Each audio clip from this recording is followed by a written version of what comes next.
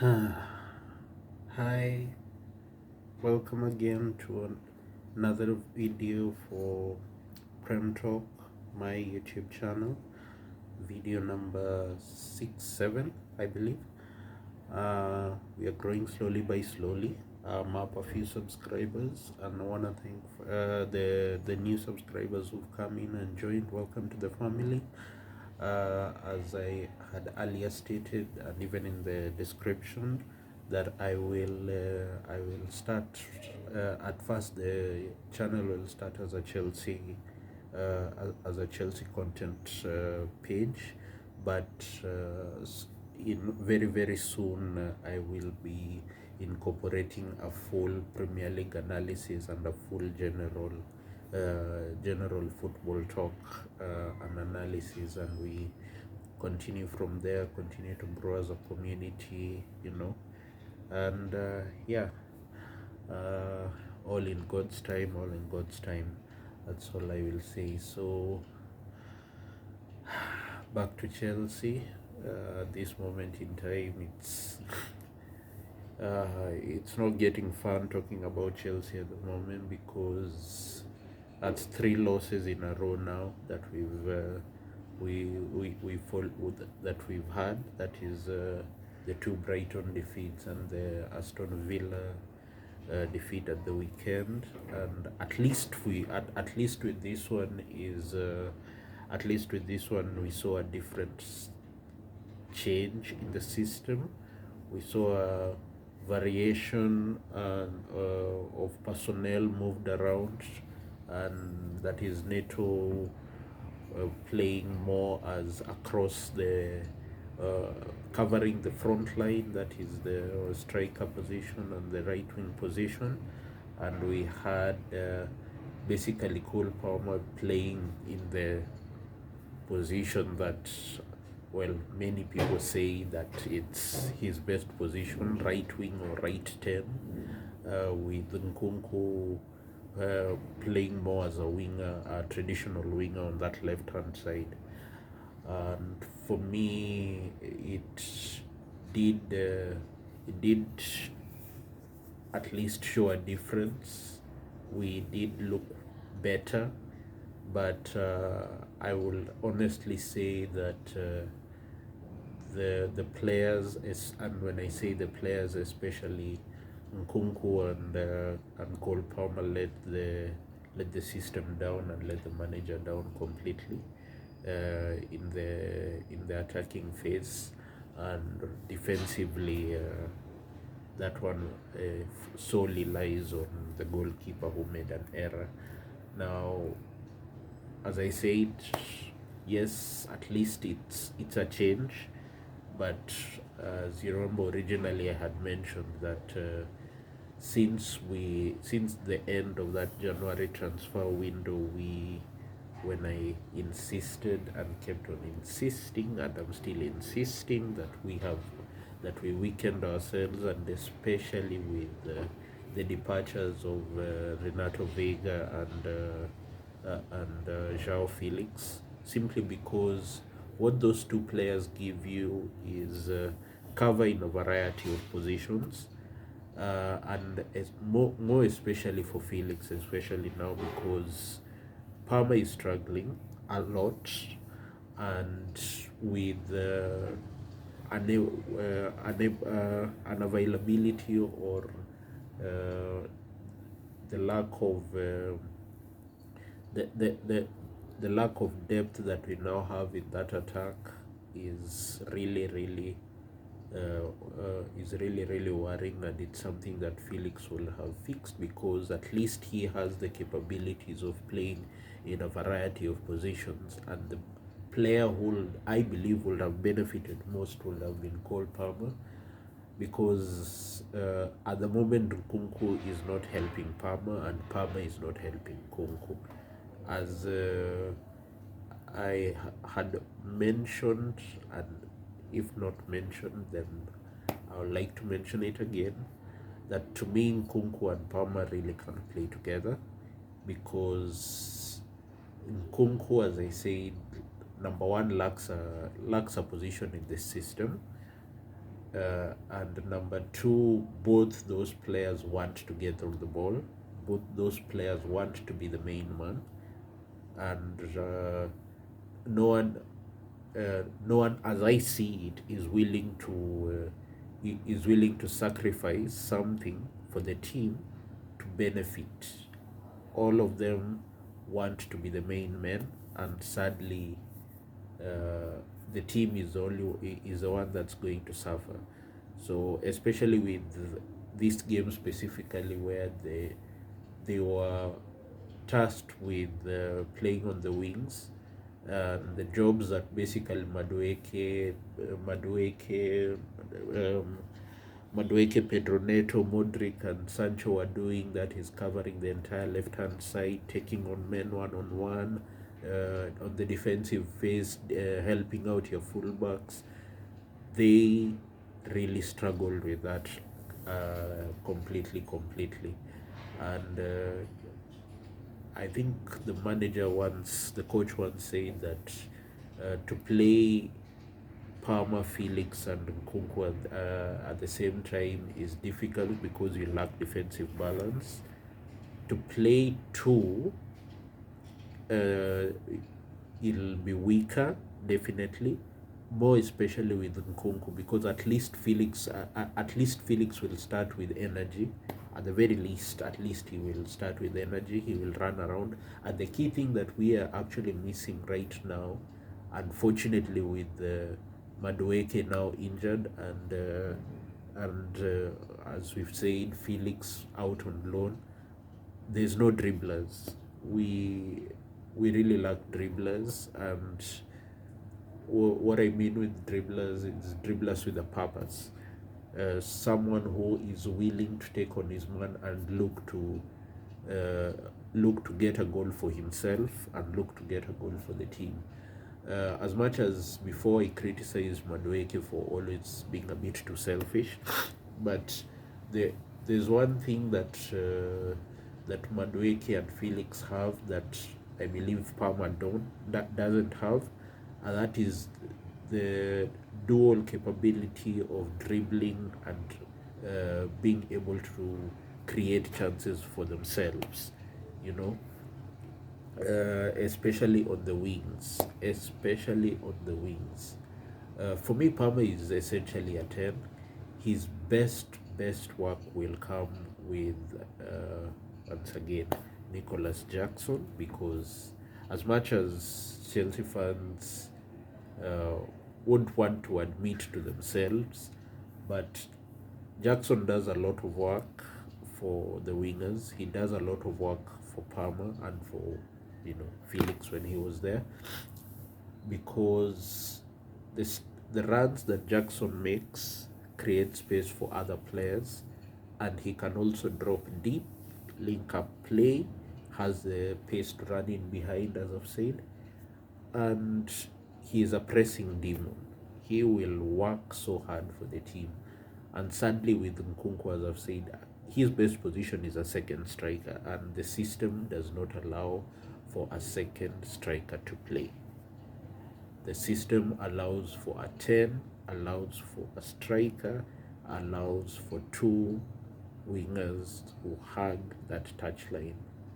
So unfortunately, Nkunku doesn't have a position, and even if a position is created like what Felix was doing originally in some games, playing the left-sided 10 with the left back being the widest on the left-hand side, Nkunku doesn't play that role. He doesn't play that role because that role does not suit him. He lacks what we call he lacks, number one, the chemistry with the team, because even up to now, whenever he plays, it looks like him and his teammates are on different wavelengths. Like whenever he makes a run, nobody sees, but notice every time that when most of the time, at least, not every time, because even Jackson, there are times he makes runs and nobody spots it. But many are the times that Jackson's runs are found by the team, because I believe they are more used to playing with him. And the case with Nkunku is the fact that when he came and got that serious injury, and then now Palmer was bought, that ended up essentially replacing his utility in the team. So sadly for Nkunku, I believe his career is over at Chelsea.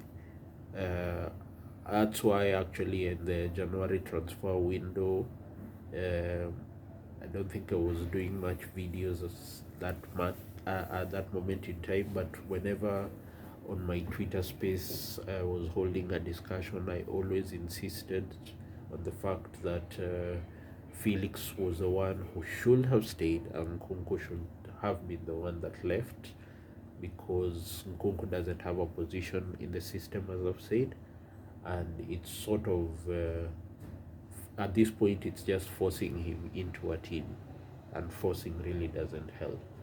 So that's the thing. That's the case with Nkunku. The defense is the defense. That's what we have up to now. We can't change anything. And what gives me at least hope is the fact that the returns of Badiashile and Wesley Fofana, I believe, will really help the defense out.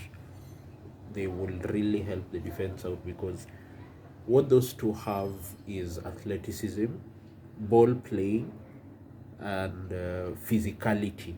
Sadly, that's not what Colwill has. That's not what Tosin has, and definitely Chalobah doesn't have it.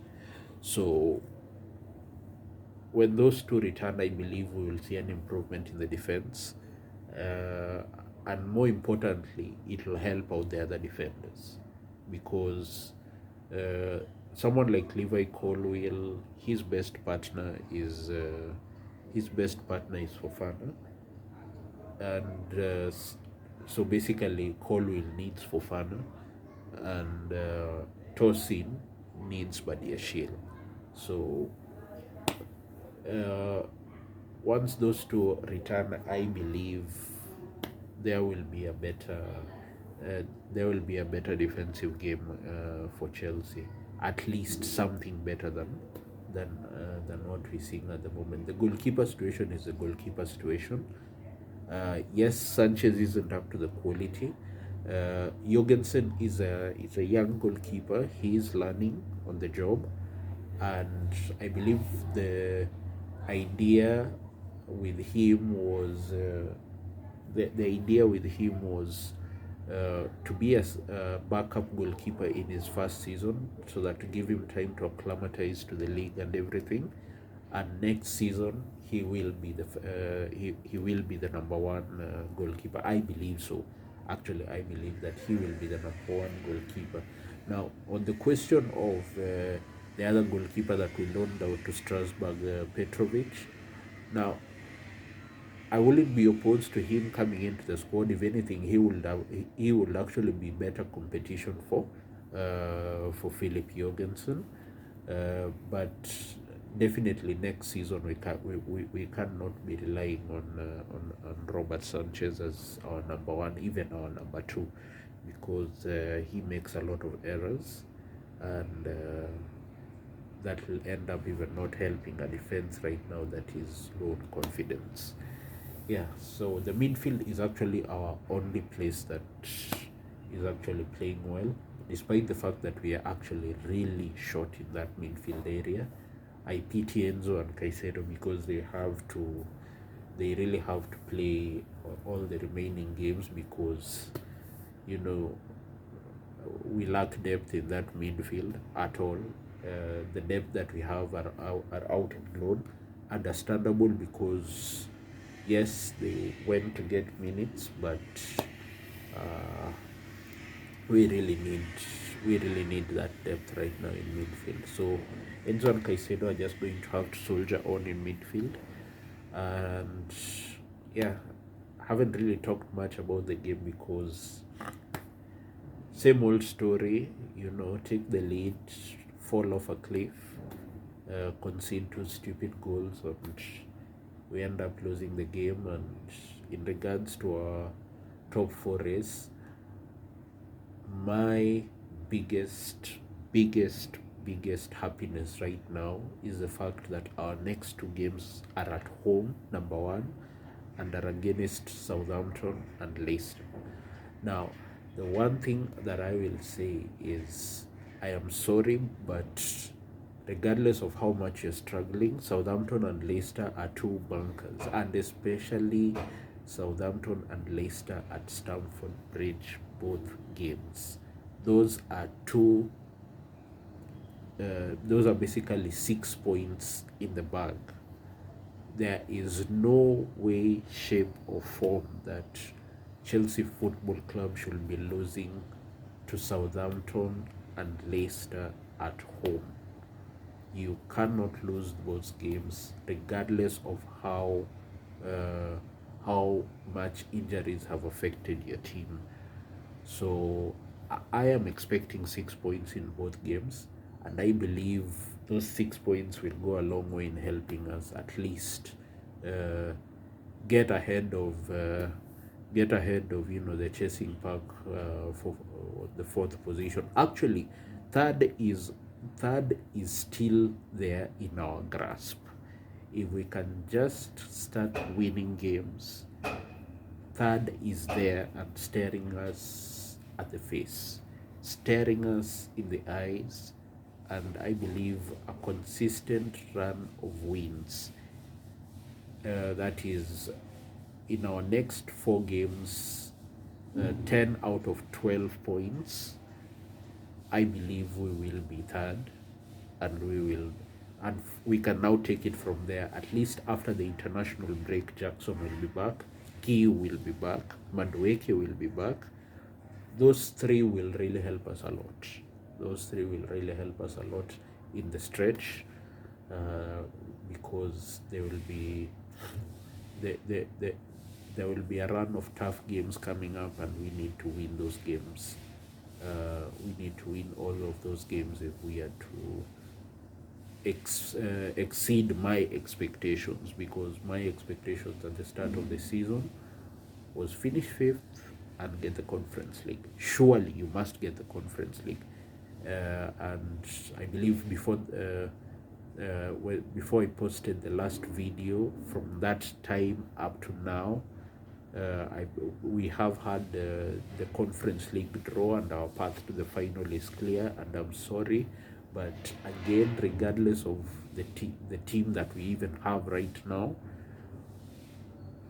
we should be winning that Conference League, because it's a very favorable draw all the way up to the end. We are very lucky to have escaped Real Betis and Fiorentina, who are our biggest threats in these tournament. So a straight path to the final, and the good thing is we'll only have to face one of Real Betis or Fiorentina, who are our toughest opponents that are remaining. So I expect a win in that Conference League.